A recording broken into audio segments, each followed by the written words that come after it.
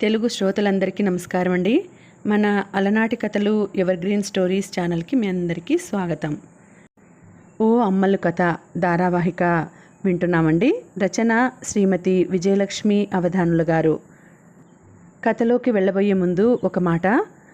విజయలక్ష్మి అవధానుల గారి phone number కావాలని, ఆవిడతో మాట్లాడాలని చాలామంది అడిగారండి. కాకపోతే నేను ఆవిడ గారికి ఒక మెసేజ్ పెట్టాను. ఆవిడ ఆ మెసేజ్ ఇంకా చూసి నాకు రిప్లై ఇవ్వలేదు. ఇచ్చిన తర్వాత తప్పకుండా మీకు తెలియజేస్తాను. అలాగే ఆవిడని చూడాలి అన్నారు. ఆవిడ గారి ఫోటో నేను పెడుతున్నానండి, చూడండి మీరు. వీరేనండి శ్రీమతి విజయలక్ష్మి అవధానుల గారు. మన అమ్మలు కథలోని విజ్జులు పాప ఈవిడే. ఇక ఈ ధారావాహిక ముగింపుకు వచ్చేసిందండి. ముగింపులో చివరన మన విజయలక్ష్మి గారు ఏం చెప్పారు అనేది నేను చివరన చెప్తాను. ఇక ఆలస్యం చేయకుండా మనం కథలోకి వెళ్ళిపోదాం. ముగింపు ఎలా ఉందో తెలుసుకుందాం. వీడియో చూసిన వెంటనే లైక్ చేసి, షేర్ చేసి, తప్పకుండా సబ్స్క్రైబ్ చేసుకోండి మన ఛానల్ని. బెల్ ఐకాన్ యాక్టివేట్ చేసుకోండి. ఆ తర్వాత మాకు తెలిసినది ఏమిటంటే, ఈ అల్ట్రాసౌండ్ పరీక్ష పూర్తి ఖాళీ కడుపుతో చేయించుకోవాలట.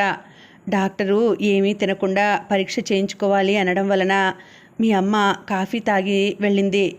అందువల్ల అప్పుడు సరైన రిజల్ట్ రాలేదు. మళ్ళా రెండోసారి కాఫీ కూడా తాగకుండా అల్ట్రాసౌండ్ పరీక్ష చేయించాము. ఈసారి అందులో కూడా గడ్డ కనిపించింది. మరొక వారం రోజులలో ఆపరేషన్ ఉంటుంది. నువ్వు త్వరగా వస్తే పిల్లలను చూసుకోవచ్చు. ఉత్తరం చదివిన విజయ గుండె జారిపోయింది. ఏదో జీర్ణ సంబంధమైన సమస్య అనుకుంది, కానీ ఏకంగా ఆపరేషన్ దాకా వచ్చిన గడ్డ అనుకోలేదు. తన బాస్ను బతిమాలి కొంచెం బాకీ ఉన్న ఆఫీసు పనిని ఇంటికి కూడా తీసుకెళ్ళి 2 రోజుల్లో పూర్తి చేసి జగన్నాథ్తో కలిసి విశాఖ బయలుదేరింది. వీళ్ళు వెళ్ళేసరికి కామేష్ కుటుంబం ఇంట్లో ఉన్నారు. మేము నిన్ననే వచ్చామక్క, రమేష్ వాళ్ళు కూడా వచ్చారు. వాళ్ళిద్దరూ నాన్నగారితో పాటు ఆసుపత్రిలో ఉన్నారు అన్నాడు కామేష్. అదేమిటి, అమ్మ ఆపరేషన్కి ఇంకా 2 రోజులు సమయం ఉంది కదా, అప్పుడే ఆసుపత్రిలో చేర్పించారా? విజయ ఆశ్చర్యంగా అడిగింది. ఏవో కొన్ని టెస్టులు చేయించాలట. ఇంకా బీపీ కూడా కాస్త ఎక్కువ ఉందట. అది కూడా కంట్రోల్లోకి తేవాలట. అందుకే 2 రోజులు ముందు ఆసుపత్రిలో చేర్పించారు అన్నాడు కామేష్. వీళ్ళు వెళ్ళేసరికి విజయ పిల్లలిద్దరూ దిగులుగా ఒక మూల కూర్చొని ఉన్నారు. అమ్మమ్మకి ఆపరేషన్ అంటే నాకేమిటో భయంగా ఉంది అంది శ్రీదేవి విజయను వాటేసుకొని. అమ్మమ్మకి ఏమీ అవ్వదు కదమ్మా అన్నాడు సాయి కూడా విజయను వాటేసుకొని. అమ్మమ్మ మంచిది, మంచి వాళ్ళను దేవుడు ఎప్పుడు ఏమీ చేయడు అంది విజయ పిల్లల తల నిమురుతూ. విజయ, జగన్నాథ్ గబగబా స్నానాలు చేసి ఆసుపత్రికి వెళ్ళారు. ఆ ఆసుపత్రి పేరు అమెరికన్ హాస్పిటల్. వీళ్ళు వెళ్ళేసరికి రామం ఒక గ్లాసులో బత్తాయి రసం పట్టుకొని అమ్మలుని తాగమని బతిమాలుతున్నాడు. అమ్మలు వద్దంటోంది. విజయను, జగన్నాథ్ను చూడగానే అమ్మలు మొహం విప్పారింది. అరే, అమ్మ ఇంకా చిక్కిపోయిందే అనుకుంది విజయ ఆందోళనగా. ఏమ్మా, ఇవాళ వస్తామని టెలిగ్రామ్ ఇచ్చారట కదా, ఇంకా రాలేదేమిటా అని చూస్తున్నాను అంది అమ్మలు నవ్వుతూ. అమ్మా, నువ్వు ముందు నాన్నగారు ఇచ్చిన బత్తాయి రసం తాగితే తర్వాత మనం మాట్లాడుకుందాం అంది విజయ. ఇక తప్పదన్నట్లు రామం చేతిలో గ్లాస్ అందుకుంది అమ్మలు. అప్పుడు ఆసుపత్రిలోకి అడుగుపెట్టిన విజయ రామంతో పాటు ఆసుపత్రిలోనే ఉండిపోయింది. విజయ వాళ్ళు వచ్చిన 2వ రోజు తెల్లవారుజామున అమ్మలకు ఆపరేషన్ అయింది. దాదాపు సాయంత్రం రూముకు తీసుకొని వచ్చారు. చేతికి సెలైన్ గొట్టం, ముక్కుకి ఆక్సిజన్ గొట్టం. చూస్తుంటేనే కళ్ళల్లో నీళ్లు తిరిగాయి విజయకి. తల్లి మరీ బెంబేలెత్తిపోతోందని కన్నీళ్లు ఆపుకుంటూ అమ్మలు భుజం మీద చెయ్యి వేసి నవ్వింది. చూస్తుండు, మరొక 10 రోజుల్లో చకచక అటు ఇటు తిరిగేస్తావు అంది విజయ. విజయ, ఆపరేషన్ థియేటర్లోకి తీసుకెళ్లే ముందు నాకు బాగా భయం వేసింది తెలుసా అంది అమ్మలు. ఎందుకమ్మా? ఎందుకంటే ఆపరేషన్ జరుగుతున్నప్పుడు మధ్యలో ఎక్కడ తెలివి వచ్చేస్తుందోనని. దేవుడి దయ వల్ల అలా జరగలేదు.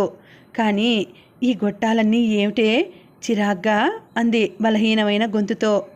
ఆ గొట్టాల వల్లే నువ్వు తొందరగా లేచి తిరగలుగుతావు. గొట్టాలు మంచివేలే అంది విజయ రాణి నవ్వు తెచ్చుకుంటూ. మొదటి 3 రాత్రులు విజయ, రామం మార్చి మార్చి అమ్మలు మంచం దగ్గర కూర్చున్నారు. 3వ రోజు ఇంకా గొట్టాలు లేవు. ఇంకా రాత్రిపూట మీరు కూడా నిద్రపోండి, అవసరమైతే పిలుస్తాను అంది అమ్మలు. కానీ నువ్వు చాలా బలహీనంగా ఉన్నావు, గట్టిగా పిలవలేవు అంది విజయ. రామంకి ఒక ఆలోచన వచ్చింది. ఇంటి నుండి అమ్మలకి పాలు, పళ్ళ రసాలు కలపడానికి 2-3 స్టీల్ గ్లాసులు, స్పూన్లు తెచ్చారు. పాలు మరగబెట్టడానికి ఒక గిన్నె, గరిటె కూడా తెచ్చారు. ఆ గరిటెను అమ్మలు మంచం మీద తలగడ పక్కనే పెట్టాడు రామం. నీకు దాహం వేసినా, బాత్రూంకి వెళ్ళాలన్నా, ఇంకేమైనా కావాలన్నా ఈ గరిటెతో ఈ మంచం ఫ్రేమ్ మీద ఇలా టంగు టంగుమని కొట్టు. అది స్టీలు మంచం, అదైతే చప్పుడు ఎక్కువ వస్తుంది. మా ఇద్దరిలో ఎవరో ఒకరం లేచి నీకు కావలసినది ఇస్తాం అన్నాడు అమ్మలతో. అవసరమైనప్పుడల్లా గంట కొడతాను, సరేనా అంటూ నవ్వింది అమ్మలు. అమ్మలు పడుకున్న మంచానికి చెరో వైపున నేల మీద బొంతలు వేసుకుని విజయ, రామం పడుకున్నారు. ఏ అర్ధరాత్రో అమ్మలకి ఏదైనా అవసరం వచ్చి గెరటితో మంచం మీద చప్పుడు చేస్తే విజయ, రామం ఇద్దరూ ఒక్కసారే లేచేవారు. మరో 2 రోజులు గడిచాయి. అమ్మలు ఇప్పుడు ఎవరైనా చెయ్యి పట్టి నడిపించి తీసుకెళ్తే బాత్రూంకి వెళ్ళగలుగుతోంది. ఇంకా ఎన్నాళ్ళండి ఈ ఆసుపత్రి గదిలో, ఇంటికి పంపించేయమని డాక్టర్ గారికి చెప్పండి. ఈ పడుకునేది ఏదో ఇంట్లోనే మంచం మీద పడుకుంటాను అంది అమ్మలు ఒకరోజు రామంతో. డాక్టర్ ఎందుకు పంపడం లేదో రామానికి తెలుసు. అయినా డాక్టర్తో మాట్లాడి చూద్దాం అనుకున్నాడు. డాక్టర్ దగ్గరికి వెళ్ళి అడిగాడు. ట్యూమర్ శాంపిల్స్ టెస్ట్కి బొంబాయి పంపించారు కదా, రిజల్ట్స్ రావడానికి ఎన్నాళ్ళు పడుతుంది డాక్టర్? మేము మ్యాలిగ్నెన్సీ టెస్ట్, అంటే క్యాన్సరో కాదో నిర్ధారించే పరీక్ష గురించి కదా పంపాము. ఆ టెస్ట్ రిజల్ట్స్ రావడానికి మరో 2 రోజులైనా పడుతుంది. ఒకవేళ మ్యాలిగ్నెంట్ అని తెలిస్తే కీమోథెరపీ ఇవ్వవలసి ఉంటుంది. కీమోథెరపీ కనీసం వారం రోజులు ఉంటుంది అన్నాడు డాక్టర్.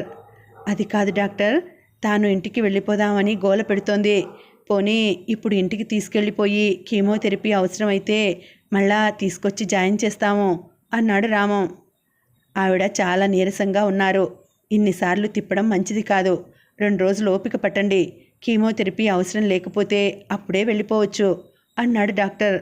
రామం దీర్ఘంగా నిట్టూర్చాడు. రామం అమ్మలు పడుకున్న గదిలోకి వచ్చాడు. అప్పుడే భోజనం క్యారేజ్ తీసుకొని రమేష్ వచ్చాడు. నాన్నగారు, రమేష్ వచ్చాడు కదా, సాయంత్రం దాకా ఉంటాడు. నేను ఒకసారి ఇంటికెళ్ళి పిల్లలు ఎలా ఉన్నారో చూసి వస్తాను, మళ్ళా సాయంత్రం వస్తాను అంది విజయ. వెళ్ళమ్మా, పిల్లలతో గడపడం కూడా ముఖ్యమే. వాళ్ళు అసలే అమ్మమ్మ గురించి బెంగ పెట్టుకొని ఉన్నారు. సాయంత్రం దాకా ఉండు, మరేం పర్వాలేదు అన్నాడు రామం. విజయ ఇంటికి వెళ్ళింది. రమేష్ కొన్ని మందులు కొనడానికి బయటకు వెళ్ళాడు. ఏమండి, ఒకటి చెప్పనా? నేను ఇలా ఆసుపత్రి మంచం మీద ఉండి మీరు రోజల్లా నా పక్కన ఉండడం ఒక విధంగా బాగుంది, ఒక విధంగా బెంగగా ఉంది అంది అమ్మలు. రామం అప్పుడు అమ్మలు మంచం పక్కనే కుర్చీలో కూర్చుని ఉన్నాడు. బెంగెందుకే పిల్ల అన్నాడు అమ్మలు చెయ్యి నిమురుతూ. మిమ్మల్ని ఎక్కువ కష్టపెట్టేస్తున్నానేమో అని. పిచ్చి పిల్ల, 40 ఏళ్ళు నువ్వు నాకు చేశావు, కొన్ని రోజులు నీకు నేను చేస్తున్నాను, అంతే కదా అన్నాడు నవ్వుతూ. నాకెందుకో ఇవాళ మీతో బోల్డు మాట్లాడాలని ఉంది అంది అమ్మలు. ఓ మాట్లాడు, కానీ మరీ ఎక్కువ అలసిపోకు అన్నాడు రామం అమ్మలు తల నిమురుతూ. ఎవరైనా పెళ్ళయ్యాక భర్తలో తండ్రి ఇచ్చే భరోసా ఉంటే చాలు, సరదా పడిపోతారు. నాకు మాత్రం పెళ్ళయ్యాక తండ్రి భరోసాతో పాటు తల్లి ప్రేమ కూడా దొరికిందండి అంది అమ్మలు కన్నీళ్లతో నవ్వుతూ. నాకైతే ఆ రెండింటితో పాటు స్నేహితులు పంచే స్నేహ మాధుర్యం కూడా దొరికింది అన్నాడు రామం నవ్వుతూ. నిజమా అంది అమ్మలు సంభ్రమంగా. నువ్వు చక్కా మునుపటిలా అయిపోతే ఇద్దరం కలిసి నేను తెలుగులో ముత్యాల సరాల్లో మొదలెట్టిన భగవద్గీత పూర్తి చేద్దాం. నా మొహం, నేనేం రాయగలను? నువ్వు అనుకుంటే రచయిత్రివి అయిపోగలవు తెలుసా? చాలండి హాస్యాలు అంది అమ్మలు బొంగుమూతి పెట్టి. వీళ్ళు మాటల్లో ఉండగానే దుకాణానికి వెళ్ళిన రమేష్ వచ్చాడు. రమేష్ రాగానే మళ్ళీ అమ్మలకి ఇంటికి వెళ్ళిపోయే విషయం గుర్తొచ్చింది. ఏమండి, డాక్టర్ని అడిగారా ఇంటికెళ్ళే విషయం? ఆత్రంగా అడిగింది. ఇందాక నేను అడగడానికి వెళ్తే నన్ను చెడామడా దెబ్బలాడాడు. ఇంత నీరసంగా ఉన్న ఆవిడని ఇప్పుడు ఇంటికి తీసుకెళ్తావా అని. మరొక్క 2-3 రోజుల్లో అవేవో టెస్టులు రిపోర్ట్లు వస్తాయట. అవి వచ్చాక అవసరమైతే ఏవో మందులు ఇస్తారట. అప్పటిదాకా ఇక్కడ ఉండక తప్పదు అన్నాడు రామం. ఇంకా ఏమి టెస్టులండి? అయినా ఆపరేషన్ అయిపోయాక ఇప్పుడు టెస్టులు ఏమిటి అంది అమ్మలు విసుగ్గా. రామం ఇప్పటిదాకా అమ్మలకి క్యాన్సర్ అనుమానం ఉన్న విషయం చెప్పలేదు. మందులు ఏ డోసుల్లో ఇవ్వాలో చూడడానికి కొన్ని టెస్టులు చేయాలట. ఇంకా 2 రోజులు ఉంది కదా, ఈ 2 రోజులు హాయిగా విజయ్తో కబుర్లు చెప్పుకో. నీకు బాగుంటుంది, విజయ్కి బాగుంటుంది అన్నాడు రామం నవ్వుతూ. సాయంత్రం విజయ వచ్చింది. నాన్నగారు, మీరు సాయంత్రం పూట వాకింగ్ చేసి చాలా రోజులైంది. మళ్ళా షుగర్ లెవెల్స్ పెరుగుతాయేమో. మీరు అలా కాసేపు నడిచిరండి, నేను అమ్మ దగ్గర కూర్చుంటాను అంది విజయ. సరే, తల్లి కూతురు నా మీద హాయిగా చాడీలు చెప్పుకోండి అన్నాడు రామం. అవును, మీ గురించి బోలెడు విషయాలు చెప్పుకోవాలి, అందుకే వెళ్ళమంటున్నాను అంది విజయ. రామం బయటికి వెళ్ళాడు. విజయ ఒక కుర్చీని అమ్మలు మంచం దగ్గరికి జరుపుకొని కూర్చుంది. విజయ, నా గురించి ఒక కథ రాయకూడదటే హఠాత్తుగా అంది అమ్మలు. ఏమిటమ్మా కొత్తగా మాట్లాడుతున్నావు? విజయ అమ్మలు చెయ్యి నిమురుతూ అంది. ఇన్ని కథలు రాశావు కదా, నా కథ కూడా రాస్తానంటే నీకు తెలియని విషయాలు ఎన్నో చెప్తాను అంది అమ్మలు. నాకు తెలియని విషయాలు కూడా ఉన్నాయా? ఆశ్చర్యంగా అంది విజయ. బోల్డున్నాయి. అసలు నీకు తెలుసో లేదో, మీ నాన్నగారిని నేను పట్టుబట్టి మరీ పెళ్లి చేసుకున్నాను తెలుసా? అవునా? అయితే చెప్పమ్మా, తప్పక కథ రాస్తాను. కానీ నువ్వు ఎక్కువగా అలసిపోకూడదు మరి. మాటలకే అలసిపోతానా? అయితే చెప్పు అంది విజయ కుర్చీని మరింత దగ్గరికి జరుపుకొని కూర్చుంటూ. అమ్మ చెప్పడం మొదలెట్టింది. ఆ రోజు రాత్రి అమ్మలు రామం నిద్రపోయాక విజయ తన బ్యాగులోంచి డైరీ తీసుకొని కారిడార్లో లైటు కింద కూర్చొని ఆ రోజు తల్లి చెప్పినవన్నీ రాసుకుంది. కొన్ని చోట్ల సందేహాలు వచ్చాయి. రేపు అమ్మని అడగాలి అనుకుంది. ఆ రోజు మర్నాడు ఆ తర్వాత రోజు అమ్మలు చెప్తూనే ఉంది. విజయ డైరీలో రాసుకుంటూనే ఉంది. తల్లిలోని మరో కొత్త కోణం అప్పుడే కనిపించింది విజయకి. అమ్మా, నీకు అవకాశాలు దొరకలేదు, కానీ దొరికితే నువ్వు పెద్ద రచయిత్రివి అయిపోయేదానివి అంది విజయ ఒకరోజు. అమ్మలు నవ్వేసింది. 3 రోజుల తర్వాత టెస్ట్ రిపోర్ట్లు వచ్చాయి. అమ్మలుకి కడుపులోంచి తొలగించిన గడ్డలో క్యాన్సర్ కణాలు ఉన్నాయి. కీమోథెరపీ ఇవ్వాలి. రిపోర్ట్లు వచ్చిన రోజు అమ్మలు నిద్రపోయాక రామం విజయను బయట కారిడార్లోకి తీసుకెళ్ళి రిపోర్ట్ల విషయం చెప్పాడు. అమ్మకి క్యాన్సర్ అన్న విషయం చెప్పను, కడుపులో టీబీ అని చెప్తాను, నువ్వు కూడా చెప్పకు అన్నాడు రామం. విజయ గుండె బద్దలైంది. తనివి తీరా ఏడవాలనిపించింది. వద్దు తల్లి, ఇప్పుడు ఏడవకు, ఏడిస్తే అమ్మకు అనుమానం వస్తుంది అన్నాడు రామం విజయ తల నిమురుతూ. రాత్రి దాకా ఉగ్గబట్టుకొని రాత్రి అమ్మలు రామం నిద్రపోయాక కారిడార్లో ఒక మూల కూర్చొని తనివి తీరా ఏడ్చింది విజయ. ఇన్నాళ్ళు అమ్మలు విజయకు తల్లి మాత్రమే. ఇప్పుడు తల్లిలో ఒక స్నేహితురాల్ని కూడా చూసింది. కానీ అంతలోనే ఇలా. అమ్మలుకి కీమోథెరపీ మొదలైంది. కీమోథెరపీ జరుగుతున్నన్ని రోజులు అమ్మలు పడిన బాధ చూడలేక మనసు విలవిల్లాడింది విజయకి. ఇక్కడ ఇంతకంటే వివరంగా రాయలేకపోతున్నాను. కీమోథెరపీ పూర్తి అయిన 10 రోజుల తర్వాత అమ్మలు కాస్త కోలుకుంది. మళ్ళా మునుపటిలా మాట్లాడడం మొదలెట్టింది. చేయి పట్టుకొని తీసుకెళ్తే బాత్రూమ్కి వెళ్ళగలిగిన స్థితికి వచ్చింది. అదేం సూదిమందే విజయ, కళ్ళు గిరగిరా తిరిగిపోయాయనుకో అంది 10 రోజుల తర్వాత. ఇప్పుడు ఇంకా కళ్ళు తిరుగుతున్నాయా అమ్మా? విజయ అడిగింది. ఇప్పుడు తగ్గిందిలే, ఇంకా ఇంటికి వెళ్ళిపోవచ్చునేమో అంది అమ్మలు ఆశగా. నాన్నగారు డాక్టర్ని అడుగుతారులే అమ్మా అంది విజయ. విజయ, నీకొక విషయం చెప్పనా? ఆ సూది మందు ఇస్తున్నన్ని రోజులు నేను పోతానేమోనని ఎంత భయం వేసిందో. విజయ చప్పున అమ్మలు నోరు మూసేసింది. అలా ఎప్పుడూ అనకు. ఇప్పుడు నీకు బాగా అయిపోయింది కదా, ఇంకా హాయిగా అన్ని పనులు చేసుకుంటావు. అలా ఎప్పుడూ భయపడొద్దమ్మా అంది తల్లి మొహం మీద పడిన ముంగుర్లను సర్దుతూ విజయ. భయం నేను పోతానని కాదే, అందరము ఎప్పుడో ఒకప్పుడు పోయేవాళ్లమే కదా. నేను పోతే నాన్నగారికి ఎలాగా అన్నదే నా భయం అంది అమ్మలు. అమ్మా, నువ్వు నాన్నగారు 10 కాలాల పాటు హాయిగా ఉంటారమ్మా. నా మనవరాల్ని కూడా నువ్వు చూస్తావు అంది విజయ. అమ్మలు నవ్వింది. అమ్మలుని ఆసుపత్రి నుండి డిశ్చార్జ్ చేసే రోజు వచ్చింది. రాము రమాపతితో మాట్లాడి కారు ఏర్పాటు చేశాడు. 2 రోజుల ముందే అమ్మలు వచ్చేసరికల్లా ఇల్లు బాగా శుభ్రం చేయించమని చెప్పి ఉంచాడు రాము, అమ్మలు, విజయ, రమేష్ ఆసుపత్రి గదిలోని అమ్మలు సామాన్లు అన్నీ తీసుకుని కారులో బయలుదేరారు. ఇప్పుడంటే మీ అన్నయ్య కారు ఏర్పాటు చేశాడు, కానీ కొన్నాళ్లలో మనమే కారు కొందాం, రోజు హాయిగా బీచ్కి వెళ్దాం అన్నాడు రాము వస్తున్నప్పుడు కారులో.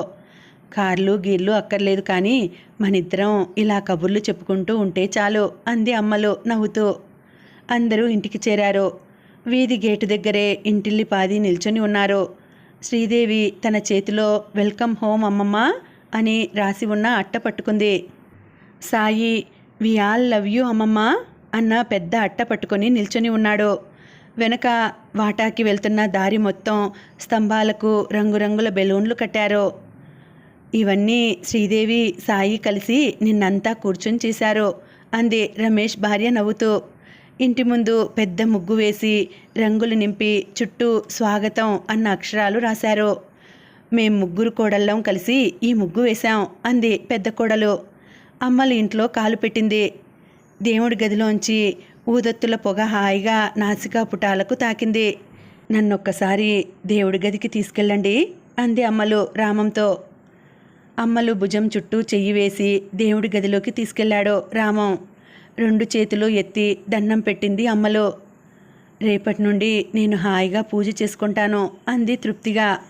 అన్నట్లు అమ్మమ్మ, మన పెరట్లో వేసిన మందార మొక్కకి మొగ్గ వేసింది. మొదటి పువ్వు నువ్వే పెడదువు గాని అన్నాడు సాయి. అవునా నాన్నా? సంతోషంగా అంది అమ్మలు. అందరూ అమ్మలు పడక గదిలోకి నడిచారు. మంచం మీద పచ్చని సంపెంగ పూల డిజైన్ ఉన్న తెల్లని దుప్పటి పరిచి ఉంది. అరే, ఈ దుప్పటి కొత్తగా ఉందే, ఎప్పుడు కొన్నారు? ఆశ్చర్యంగా అడిగింది అమ్మలు. 2 రోజుల క్రితం మేమే కొన్నామమ్మా. కొత్తది అయితే గరుగ్గా ఉంటుందని 2 సార్లు ఉతికి ఇస్త్రీ చేయించాము అన్నాడు నరేష్. ఇంతలో ఫిల్టర్ కాఫీ సువాసన ఇల్లంతా కమ్ముకుంది. అత్తయ్య గారు, కాఫీ తీసుకోండి అంది రెండో కోడలు. అబ్బా, ఫిల్టర్ కాఫీ వాసన ఎంత బాగుందో. అక్కడ ఆసుపత్రిలో బ్రూ కాఫీ తాగి తాగి విసుగేసింది అంది అమ్మలు కాఫీ గ్లాసు అందుకుంటూ. కాఫీ తాగి అమ్మలు మంచం మీద నడుం వాలిస్తే అందరూ అక్కడే కూర్చున్నారు. కొందరు మంచం మీద, కొందరు కుర్చీల్లోనూ, కొందరు కిటికీ మీద. అబ్బా, అందరినీ చూస్తుంటే కడుపు నిండిపోతోంది. మనం అందరం ఏడాదికి ఒకసారైనా ఇలా కలుసుకోవాలి అంది అమ్మలు. అవును, మళ్ళా మేము వచ్చేసరికి మీరు ముందు ఆటలోకి మారిపోయి ఉంటారేమో అంది పెద్ద కోడలు. ఏమిటో ఇప్పుడు ఇంటి మీద మోజుపోయిందే. ప్రాణాలకే టికానా లేనప్పుడు ఇంటి గురించి అంత ఆలోచించడం ఏమిటో అనిపిస్తోంది అంది అమ్మలు నవ్వుతూ. నువ్వు ఇలాగే నవ్వుతూ ఉండాలి పిల్ల అన్నాడు రామం మర్చిపోయి మొదటిసారిగా అందరి ముందు అమ్మల్ని పిల్ల అని పిలుస్తూ. కథ సమాప్తం. ఇక్కడ రచయిత్రి గారు శ్రోతలకి ఈ అమ్మలు కథ గురించి కొన్ని విషయాలు తెలియచేశారండి. అది నేను మీకు చదివి వినిపిస్తాను. ఇక్కడ నేను ఒక విషయం చెప్తాను. అమ్మలు రామంల జీవితంలో మొదటి భాగాల్లో వాళ్ళు చాలా సవాళ్లను ఎదుర్కొన్నారు. ఆ సవాళ్లను వాళ్ళు ధైర్యంగా ఎదుర్కొని పరిష్కరించుకోవడం వలన తర్వాతి జీవితం సాఫీగా ఏ ఒడిదుడుకులు లేకుండా గడిచిపోయింది. ఆఖర్న అమ్మలకి ఆపరేషన్ అయిందాకా. నేను రాసినది ఒక నిజ జీవిత కథ. కథలో ఆసక్తి పెంచడానికి నేను లేని విషయాలు చొప్పించలేను కదా. అసలు ఈ భాగంలో అమ్మలు జీవితంలో కంటే అమ్మలు పిల్లల జీవితంలో చాలా మార్పులు జరిగాయి. కానీ అవన్నీ ఇందులో చొప్పించితే అది అమ్మలు రామంల కథ అవ్వదు కదా. ఒకానొక స్థితిలో క్యారీడ్ అవే అయిపోయి అమ్మలు రామంల కంటే విజయ కథ ఎక్కువే రాశాను. నవలలో విశాఖ ఉక్కు ఉద్యమం గురించి, తెలంగాణ ఉద్యమం గురించి, జై ఆంధ్ర ఉద్యమం గురించి చెప్పాలన్న ఉద్దేశంతో కొంత విజయ కథను కూడా జోడించాను. అమ్మలు బొబ్బిలి సంసారం ధారావాహికలో 1 సంవత్సరం కథని పూర్తిగా ఒక సిరీస్లో నడిపారు. ఇప్పుడు అమ్మలు జీవనయానం ధారావాహికలో దాదాపు 25 సంవత్సరాల కథను ఒక సిరీస్లో చెప్పేశారు అని ఒకరు అన్నారు. అవును, నిజమే. బొబ్బిలిలో ఉన్న ఆ ఒక్క సంవత్సరంలోనూ అమ్మలు జీవితంలో ఎన్నో విషయాలు జరిగాయి. కష్టాలు, ఆనందాలు కూడాను. తర్వాతి జీవితం దాదాపు ఏ ఒడిదుడుకులు లేకుండా సాగిపోయింది. అలాగని మరీ పాఠకులకు తెలియని కొత్త విషయాలు కూడా జరగలేదు. ఎవరి జీవితంలోనైనా కొంతకాలం ఎన్నో విశేషాలతోనూ, కొంతకాలం ఏ విశేషాలు లేకుండానూ గడిచిపోతుంది. ఉదాహరణకి ఇప్పుడు ఎవరినైనా పాఠకులను తమ జీవిత కథ వ్రాయమంటే కరోనా ఉన్న ఈ 3 ఏళ్ల కాలము ఎక్కువ పేజీలు తీసుకుంటుందేమో. అవునా కాదా? అసలు అమ్మలు బొబ్బిలి సంసారం తర్వాత ఇంకా అమ్మలు సిరీస్ ఆపేద్దాం అనుకున్నాను. ఎందుకంటే కొత్త ధారావాహిక పాత వాటిలా అంత ఆసక్తికరంగా ఉండదని నాకు తెలుసు.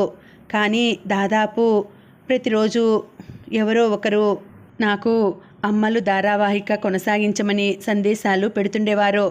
ఇంతమందిని నిరాశపరచడం ఎందుకు అనిపించింది. అందుకే మొదలెట్టాను.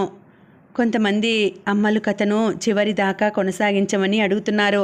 కానీ చివరి దాకా అంటే నాన్నగారి చివరి క్షణం దాకా రాయాలి. అవి పాఠకులు భరించలేరు. అసలు నేనే కథకు సరైన న్యాయం చేయలేకపోవచ్చు. అందుకే అమ్మలు ధారావాహికలన్నీ ఈ అమ్మలు జీవనయానం ధారావాహికతో పూర్తయ్యాయి. ఇంకా దీనిని కొనసాగించమని అడగవద్దని మిత్రులను అభ్యర్థిస్తున్నాను. అమ్మలు కథ ఇక్కడితో అయిపోయినా నా దగ్గర ఇంకా చాలా చాలా చాలా జరిగిన కథలు ఉన్నాయి. అందులో కొన్ని ఫీల్ గుడ్ టైప్ కథలు, కొన్ని స్ఫూర్తిని ఇచ్చేవి, కొన్ని తెలియని విషయాలను తెలియజేసేవి. అవన్నీ ఒక్కొక్కటే మీ ముందు పెడతాను. ఇవండి రచయిత్రి గారు చెప్పిన విషయాలు. ఇంకా దీని తర్వాత వారు ఓ అమ్మలు కథలాగానే అనగనగా ఒక రామం అని ఒక పెద్ద ధారావాహిక రాశారండి. అది కూడా నేను మీ ముందుకి తేవడానికి ప్రయత్నిస్తున్నాను. వెంటనే మొదలు పెట్టకుండా కొద్దిగా గ్యాప్ ఇద్దాం అనుకుంటున్నాను. కొద్దిగా రిలాక్స్ అయ్యి మళ్ళీ మీకు విజయలక్ష్మి గారి తండ్రి గారి కథ ఓ అమ్మలు కథలాగా అనగనగా ఒక రామం అనే ధారావాహిక చదువుతానండి. మీరు కూడా ఇంట్రెస్ట్గా ఉన్నారా లేదా అనేది తెలియచేయండి. అందులో అన్ని విషయాలు వస్తాయి. రామం గారి కుటుంబం గురించి, రామం గారి వ్యక్తిత్వం గురించి, ఆయన ఎలాంటి వారు, తర్వాత రామం గారు అమ్మలు గారివి కూడా వస్తాయండి. అన్ని విషయాలు వస్తాయి. కాబట్టి దాన్ని ఇంకా త్వరలోనే మొదలు పెడతాను. మీరు కూడా మీ కామెంట్ల ద్వారా తెలియచేయండి మీరు ఆసక్తిగా ఉన్నారా లేదా అనేది. ఇక ఓ అమ్మలు కథ ఇక్కడికి సమాప్తమైపోయిందండి. మళ్ళీ వచ్చే వీడియోలో మరొక కొత్త ధారావాహికతో కలుసుకుంటాను. అంతవరకు సెలవు. నమస్తే.